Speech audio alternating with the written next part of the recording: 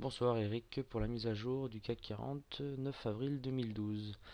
Donc le CAC a fini le 5 avril à 3320 points et à plus 0,19%.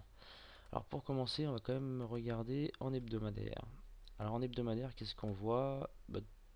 D'une part, une figure ici qui s'appelle le corbeau noir, qui est en général pas très encourageante, mais on a sauvé la moyenne mobile à 20 semaines ici, et puis le support du point pivot. Donc c'est quand même plutôt encourageant. On a par contre bien endommagé la figure en W qui est ici, étant donné qu'on est passé sous la ligne d'eau, mais on peut considérer qu'il n'y a pas encore une bougie totalement sous cette ligne d'eau. Donc même si l'objectif à 4028 ici est bien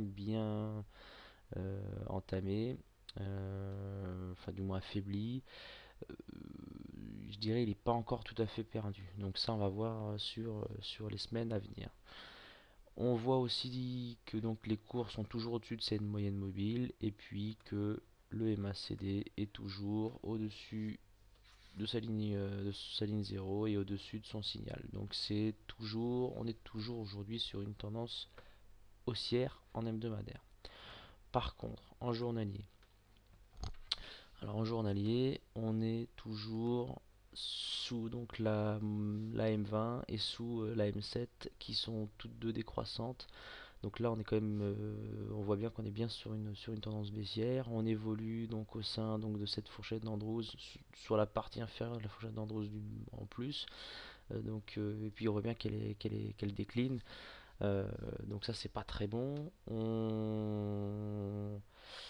Les indicateurs sont pas très bien orientés. Donc la Elder bien en dessous de sa ligne 0. Le MACD est en dessous de. Donc là est négative et puis en dessous de son signal. Donc ça c'est pas bon non plus. Et puis le stochastique est aussi en zone de survente ainsi que la William. Voilà, donc là on voit bien que tous les indicateurs sont très mal orientés. Euh, on est bien en tendance baissière en journalier. Mais, alors je dirais, il y a quand même des points positifs. C'est que d'une part, on était sorti donc de la Bollinger inférieure. On est venu rattraper donc cette Bollinger ici, donc ça c'est plutôt bon signe, donc ça peut présager un rebond sur la semaine prochaine. On a aussi rebondi sur la moyenne mobile à 100 jours ici. On a sauvé le support donc du point pivot. Donc il y a quand même deux trois choses qui sont un peu encourageantes. On voit aussi que la William qui est ici est à je dirais un jour de nous donner un signal d'achat. On sait pas, on peut évoluer pendant plusieurs jours ici, mais on peut l'envisager. On peut l'envisager. Alors donc mon pronostic pour demain serait une hausse.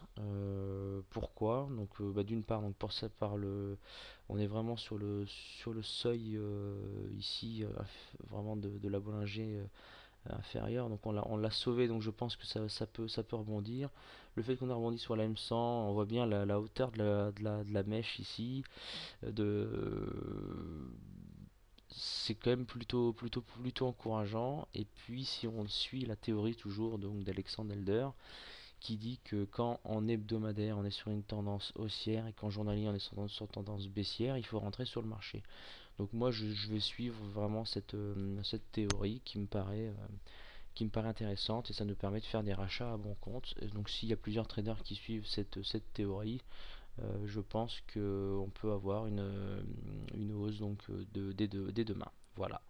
Donc les objectifs d'achat, on peut se donner le point le plus bas à 3182 et puis donc le plus bas du corps à 3320 et puis le retracement de Fibonacci à 3345-50 et puis à 3300 cette ligne à 3365 et puis après j'irai la partie ici la médiane de la fourchette d'Andrews à 3373. Voilà donc Je dirais demain, on va essayer sur cette partie-là.